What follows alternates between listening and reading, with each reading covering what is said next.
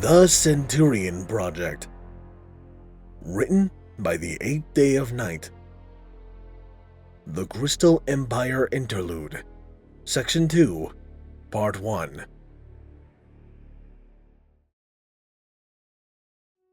Night Flash smiled as he stood among the group of ponies looking themselves up and down. He and Twilight had managed to successfully find the Crystal Heart, and while he had gotten momentarily trapped while trying to grab it, Twilight had helped him escape. With the help of a few legionaries from the ground, they had managed to get the Crystal Heart to its proper resting place, where the Crystal Ponies charged it up to full strength. Then, as the heart charged, they had withdrawn to the balcony where Cadence had been supporting her protective barrier.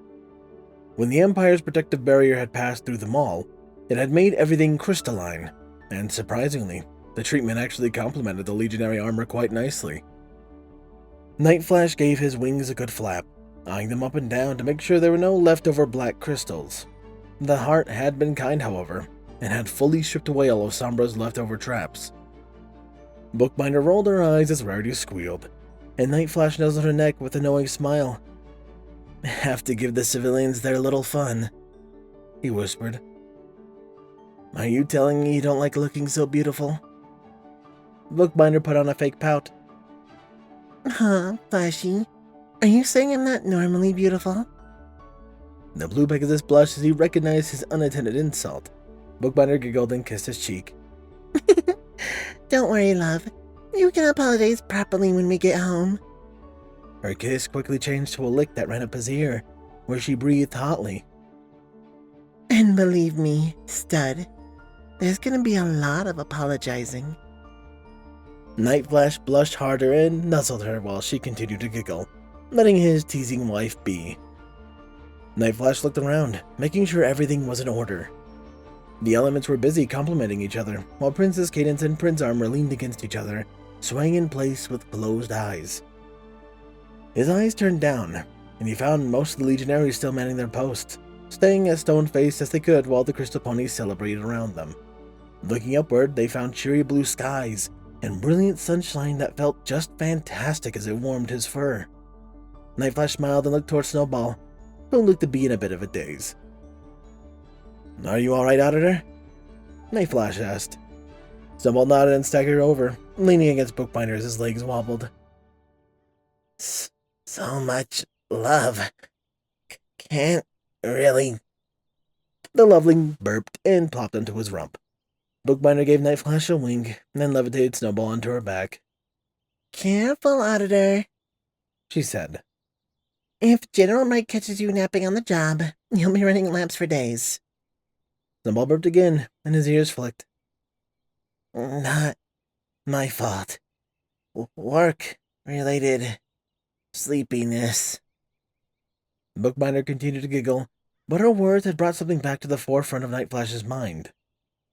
His smile disappeared as he looked towards the entrance of the Empire. You could just barely see the crystal arches, and he could have sworn he saw a flash of silver. His ears flicked as a long scream pierced the air. The ponies around didn't seem to notice the sound, but those on the balcony certainly did. They cut the air like a knife, and any sense of giddiness quickly died. It was an unnatural sound, so guttural and filled with pain.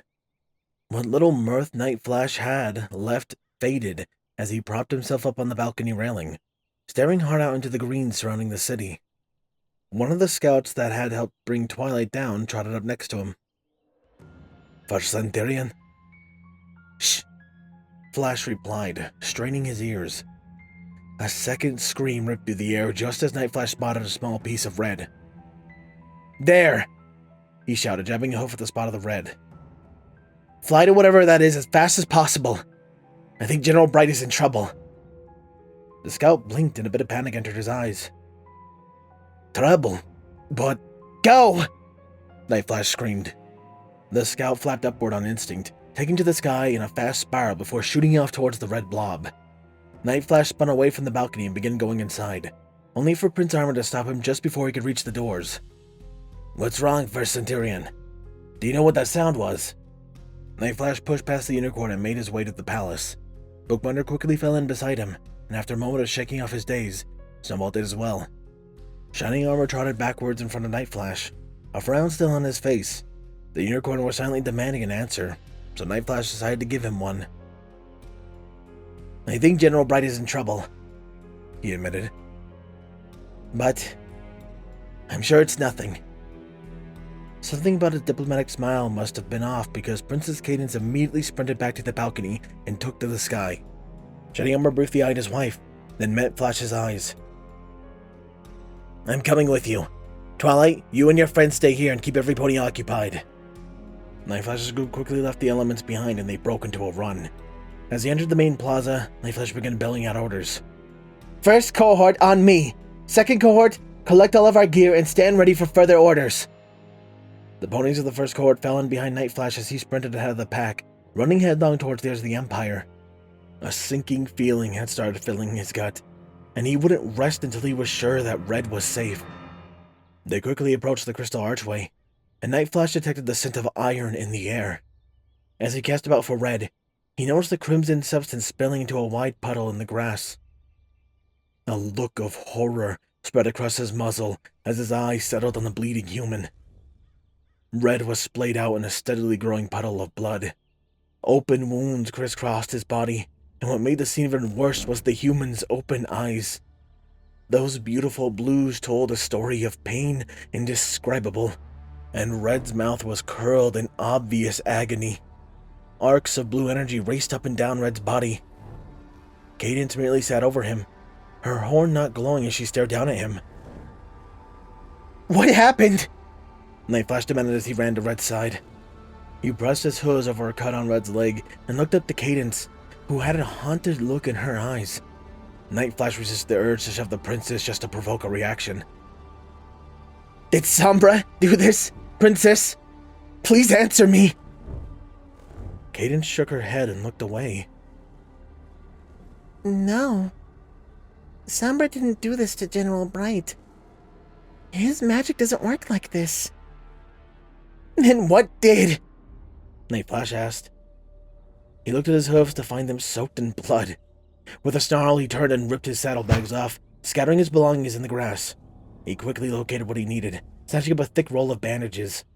Night Flash did his best to ignore the tears beginning to build up in his eyes as he unwrapped the bandages and began applying them to the worst of Red's wounds.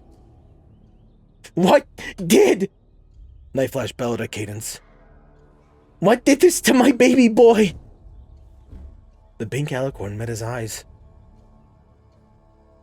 I think it's the crystal heart." Night Flash stared at her as his brain misfired. The crystal heart? The artifact he had helped retrieve? The very same artifact he had thought would help protect Red was killing him. And it was all his fault. Night Flash swallowed roughly and looked back down on his hooves as he bound the first wound tight. Biting the bandage in two, he picked out another target at random and went to work. "No, you're wrong. Red's a good pony. The crystal heart is only supposed to target bad ponies like Sombra." Cadence let out a slight sigh.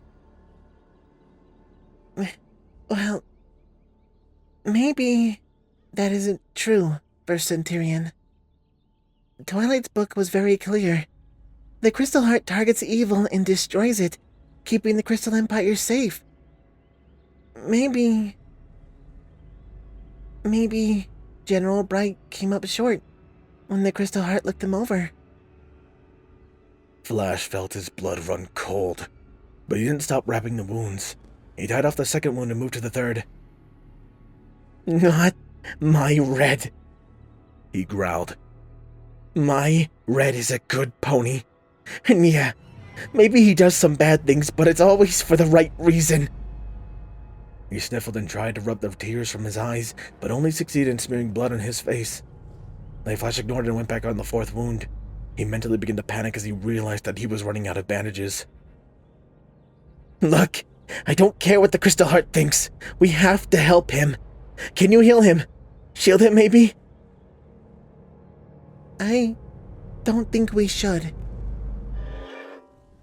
That caused Night Flash to freeze again, and he looked up to Cadence with his jaw agape. "What?" Cadence gently reached out and held out his hooves. Night Flash, I know you love General Wright deeply, but he can't be what you think he is. The Crystal Heart reads lifetimes of actions. It reads a pony's very soul. If it decided he was evil, then don't you think that is in everyone's best interest? If he just died? Night Flash felt his face twitch with disbelief. That disbelief quickly turned into rage as he yanked his hooves away from Cadence's. No, I don't think that's best. He spat. And you're an idiot if you think differently. Red is a kind, wonderful pony with a heart of absolute gold that suffers and sacrifices at every opportunity simply because he believes it will help us. Night Flash pulled the last of his bandages tight over another wound.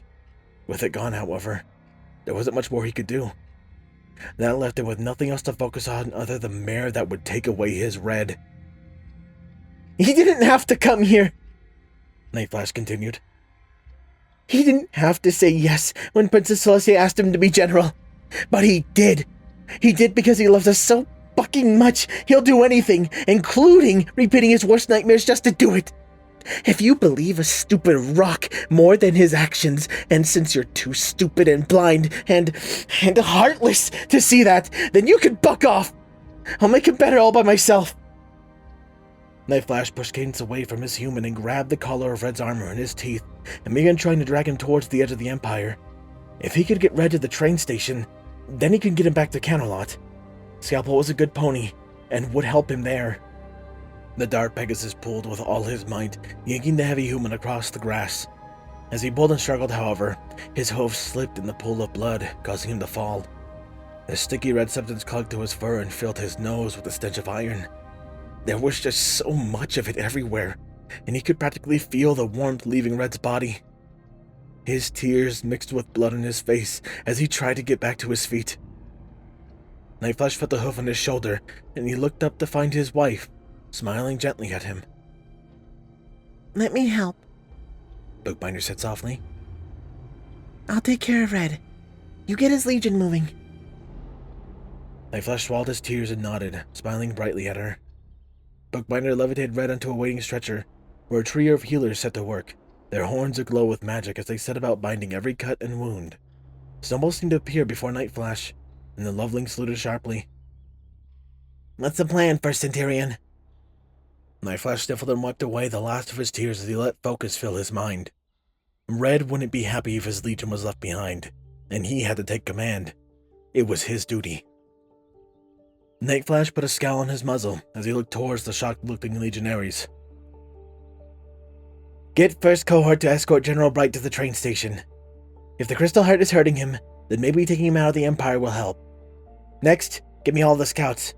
I have to send messages to second cohort. Snowball nodded and began shouting his orders. A trio of Pegasi flapped out of formation and slammed right next to Night Flash. The dark blue Pegasus began gathering his discarded belongings as he spoke. Get the word out.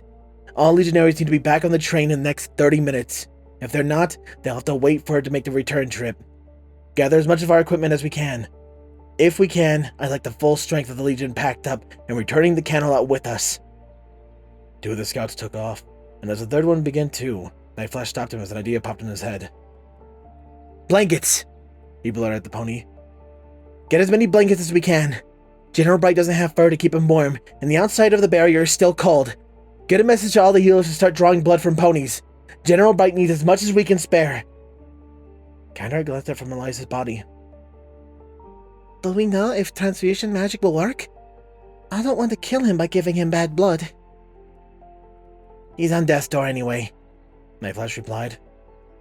We have to try, unless you have some way to make sure he can run entirely on saline. The healer frowned, then shook her head. We don't. Blood it is. Auditor Binder, do you have his... Bookbinder dropped the file onto Eliza's body with the front page open. The healer scanned the sheet, then grunted. Then it looks like we're in business, ladies and gentlemen. I need volunteers with O negative or A positive. If you have that, your orders are coming only from me. 4 ponies peeled away from the gathered ponies and stood beside Red's stretcher. One of the healers used a piece of chalk to put a mark on their helmets with their blood type. Kandar looked at the Night Flash for permission, and he gave it with a nod. Get going. Make sure he stays safe. Kindheart bowed her head slightly. We will. She bellowed out for the cohort to move, and the ponies fell into a loose block around her as they sprinted out of the Empire, moving towards the train station. Nightflash watched them go for a moment, then looked at Cadence. Without your permission, Princess, I will be withdrawing the entirety of General Bright's legion from the Empire. Since he's so evil in your eyes, you certainly wouldn't want the ponies trained by him standing guard, now would you? Big Alicorn sighed and shook her head.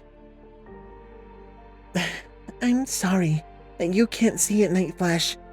He's not good. If the Crystal Heart...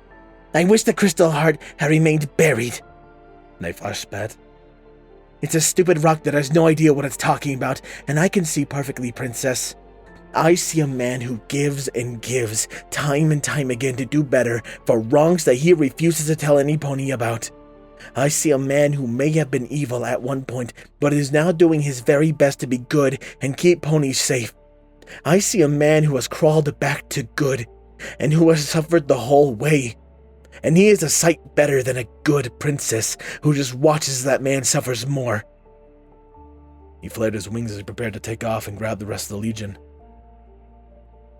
And I'd follow that good man who fought past his evil any day, because I at least know who he is at face value. You, Princess? I'm afraid I don't know anything about you.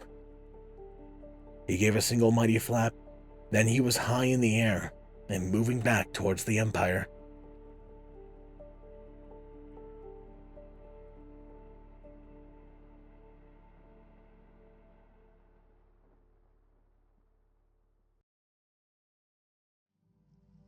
No. Loyalty said as she sprinted away from the observation image. It was all so wrong, so twisted and broken. She had thought the test so simple, so perfect. When her sisters had told her the idea, she had thought it was to be what it was. Yes, the human had issues with the other ponies, but his exit from Camelot had been a perfect excuse for Moon to clear house, and she had. The ponies under her command were once again willing to cooperate with the human, and the human was even triumphant over the shadow. Yes, his methods had been a bit blunt and a bit nerve-wracking, but he had been victorious. But then the Crystal Heart had eradicated Shadow and sent him to Tartarus, and then the magic of the heart had twisted inside the human, causing the creature immense injury. It was only then that Loyalty realized she had been duped.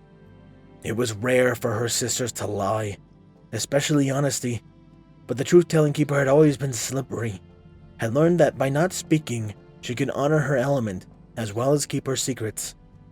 Now though, now their plan was laid bare, and Loyalty had to act directly to fix it. She had finally found what she was looking for on the mortal plane, and she poured herself into the human's head, sifting through his memories. She winced as his immense pain lashed out, but she was a goddess. Pain was a thing mortal forms had, with their blood and their nerves. Looking at the body, Loyalty noticed quick actions of the ponies around him, and she smiled in satisfaction. Her element had always been strong with the human, and he had passed his loyalty onto his ponies as well. They would solve his physical injuries, leaving her free to solve his magical and mental ones. As she sifted through his thoughts, she realized that her task was mightier than she had initially thought. Shadow had shown him horrifying images, and combined with the human's past traumas, his very psyche was shattering, fragmenting into embattled sections that ripped and tore at each other. His otherworldly soul was in tatters, and his emotional state was decaying. She needed to stabilize him first, then act to return him to his normal. Fixing him was unfortunately not the option. Honesty and generosity had tried that, and the results were appalling. Loyalty parked herself at the center of the hue. No. If she was to heal him, she had to address him as more than a mere mortal. The human was Elias Bright, son the Nightflash and Bookbinder, would-be lover of the moon. He was a mighty warrior, a great friend and a staunch protector. He was capable of great harmonious acts, as well as acts of immense violence and chaos. Loyalty felt a memory of his flash through her brain, and she briefly considered looking at the image. What Elias' mind told her was a nuke. A warning about the image whispered in her ears, and she followed the memory to its core storage. It sat firmly in Elias's protected memories, and so, loyalty ignored it. If the human wanted to share his knowledge, he would, and when he did, she would listen. She would not violate him like her sisters had. She would only help. Please think only happy thoughts, Elias. She whispered. It'll ease your pain much quicker. Loyalty focused once more on the center of Elias's mind, then located his consciousness. Grabbing as much of the battered consciousness as she could, she carefully constructed the perfect dream, then merely plopped the human inside. She felt his thoughts awaken, and as he began moving through the dream, she set to work reconstructing his mind.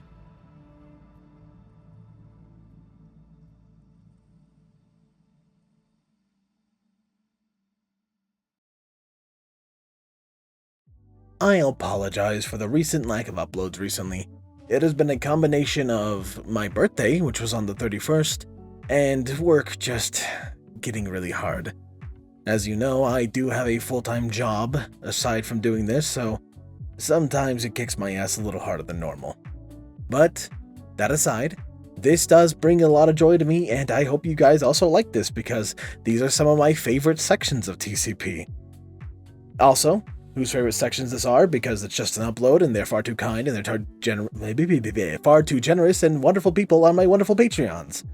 Thank you, my tier 1s, Pony Entertainment, Macario, Lord HiE, Jason, Hyperlink, Jason Master, Balance, Candice, Redeemer, Dark Angel, Booth, Lost Nebula of Night and Games, Horde of Other Orders, Dreamless Portal, Steve, and Shadow Angel. My tier 2s, Captain Blue, Shadow, Alchemist, The Anime Ghost, DJ Max 2000, Element the Wolf, H1 Wolf, King, Potato 20, Mr. Crazy Deacon, Solar Comet, 200 Trooper, Volio Khan, G-Man 121 Garza, Saint Gunk, Mackenzie, Macolas, Nocturne, Papa Lennon, Cloud, Zaza, Solus Eclipse, Sword Brother Immorted, Artie Bryant, Rihanni Dragonwolf, Steel Spark, Styx, Nobody, Andrew Ingram, Rocky 2522, and Weewoo. We have far too many tier 2 Patreons. Thank you guys so much.